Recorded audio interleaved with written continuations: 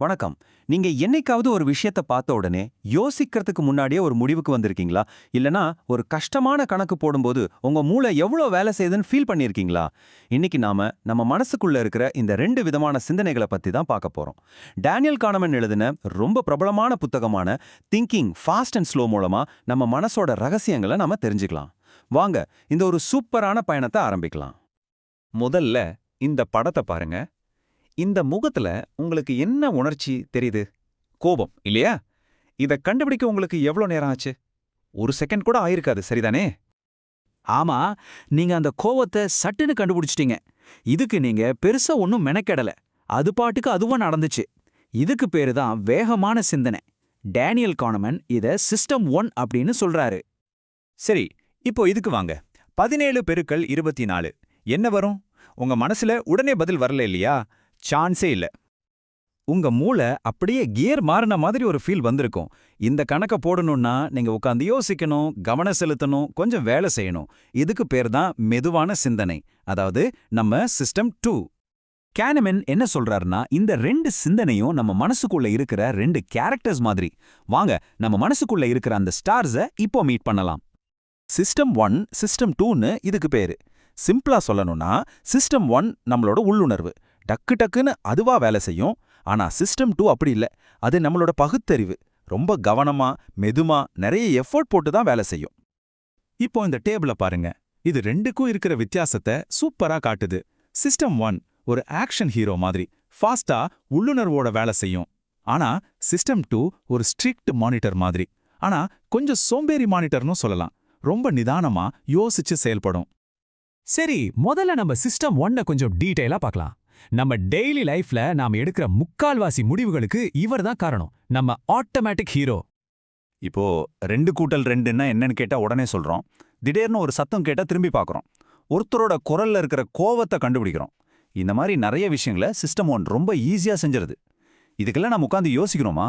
இல்லையே, எல்லாமே ஆட்டோமேட்டிக்கா நடக்குது. அடுத்து நம்ம ரெண்டாவது கேரக்டர் சிஸ்டம் 2. இது ரொம்ப பவர்ஃபுல், ஆனா பை நேச்சர் கொஞ்சம் லேசி. நாம தான் தட்டி எழுப்பி வேலை வாங்கணும்.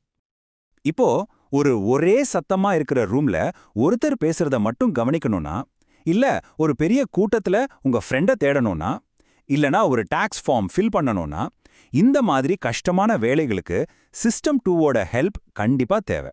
இதுக்கு நம்மளோட முழு கவனமும் முயற்சியும் வேணும். இங்க ஒரு முக்கியமான விஷயம் இருக்கு. சிஸ்டம் 2 எப்பவுமே குறைந்தபட்ச முயற்சி அப்படிங்கிற ஒரு விதியைத்தான் ஃபாலோ பண்ணும். அப்படின்னா என்ன? அது முடிஞ்ச வரைக்கும் கஷ்டமான வேலையை செய்யாது. ரொம்ப தேவைப்பட்டா மட்டும்தான் உள்ள வரும். மத்த நேரமெல்லாம் ஷோவை ரன் பண்றது நம்ம சிஸ்டம் 1 தான். சரி, இந்த ரெண்டு சிஸ்டமும் ஒன்னோட ஒன்னு மோதிக்கும்போது என்ன ஆகும்? அப்போதான் இன்ட்ரெஸ்டிங்கான தவறுகள், குழப்பங்கள், ஏன் சில மேஜிக் மாதிரி மாயைகள் கூட நடக்கும். வாங்க சில உதாரணங்களை வச்சு இத புரிஞ்சுக்கலாம். இந்த படத்தை பாருங்க. இது ரொம்ப ஃபேமஸான ஒரு ஆப்டிகல் இல்யூஷன். இதுக்கு பேரு முல்லர் லயர் இல்யூஷன். இப்போ சொல்லுங்க, இந்த 2 கோட்ல எது நீளமா தெரியுது? கண்டிப்பா கீழே இருக்கிற கோடு தான் நீளமா இருக்கும்னு உங்க மனசு சொல்லும். அதுதான் உங்க சிஸ்டம் 1ஓட உடனடி பதில். ஆனா உண்மை என்ன தெரியுமா? 2 கோடுகளுமே ஒரே நீளம்தான். நீங்க ஒரு ஸ்கேல் வச்சு அளந்து பாத்தீங்கன்னா உங்க சிஸ்டம் 2க்கு உண்மை தெரிஞ்சிடும். ஆனா அதுக்கப்புறமும் கூட உங்க சிஸ்டம் 1க்கு அந்த கோடுகள் வேற வேற நீளத்துல தான் தெரியும்.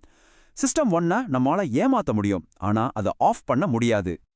சரி, இப்போ இன்னொரு புதிர். ஒரு பேட்டும் ஒரு பந்தும் சேர்த்து விலை $10 10 நிலை. பந்தை விட பேட்டோட விலை $1 அதிகம். அப்போ பந்தோட விலை என்ன? கொஞ்சம் யோசிச்சு சொல்லுங்க. உங்க மனசுல டக்குன்னு 10 சென்ட்னு தோணுச்சா? அப்படி தோணியிருந்தா கவலைப்படாதீங்க. நம்மள நிறைய பேரோட சிஸ்டம் 1 சொல்ற முதல் பதில் இதுதான். ஆனா அது தப்பான பதில். கரெக்டான பதில் 5 சென்ட். ஏன்னா பந்து 5 சென்ட்னா பேட் $1.05. அப்பதான் ரெண்டும் சேர்த்து $110 வரும். பேட்டோட விலை $1 அதிகமாவும் இருக்கும். இங்க என்னாச்சு? நம்ம சோம்பேறி சிஸ்டம் 2 நம்ம சிஸ்டம் 1 சொன்ன அந்த உள்ளுணர்வு பதில செக் பண்ணாம அப்படியே ஓகே சொல்லிருச்சு. சரி, இந்த சிஸ்டம் 1 சிஸ்டம் 2 பத்தி தெரிஞ்சுக்கிட்டு நமக்கு என்ன ஆக போகுது? இது எப்படி நம்மள ஒரு பெட்டர் திங்கரா மாத்தும்?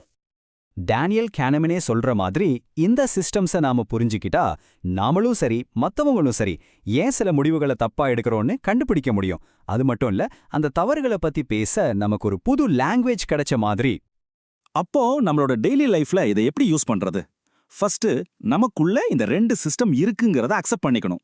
ரெண்டாவது, சிஸ்டம் 1 ரொம்ப ஃபாஸ்ட், ஆனா அது தப்பு பண்ண சான்ஸ் இருக்குன்னு புரிஞ்சுக்கணும். அதனால ரொம்ப முக்கியமான முடிவுகள் எடுக்கும்போது நம்மளோட அந்த லேசி சிஸ்டம் 2 கொஞ்சம் தட்டி எழுப்பி, ஏய் கொஞ்சம் ஃபேக்ட்ஸை செக் பண்ணு அப்படின்னு சொல்ல பழகிக்கணும். ஒரு விஷயத்தை எப்பவும் ஞாபகம் வச்சுக்கோங்க. நம்ம தப்பா இருக்கும்போது கூட நாம ரொம்ப கரெக்டா இருக்கிறதா பயங்கர நம்பிக்கையோட இருப்போம். நம்ம தப்ப நாம கண்டுபிடிக்கிறத விட வெளியேர்ந்து பார்க்கற ஒருத்தர் ஈஸியா கண்டுபிடிச்சிடுவாங்க. கடைசியா உங்ககிட்ட ஒரு கேள்வி. அடுத்த தடவை உங்க மனசுக்குள்ள இருந்து ஒரு உள்ளுணர்வு, அதாவது உங்க சிஸ்டம் 1 அவசரமா ஒரு பதில் சொல்லும்போது நீங்க அதை அப்படியே நம்ப போறீங்களா, இல்ல ஒரு நிமிஷம் நின்னு உங்க சிஸ்டம் 2 வச்சு யோசிக்க போறீங்களா? என்ன பண்ணுவீங்க?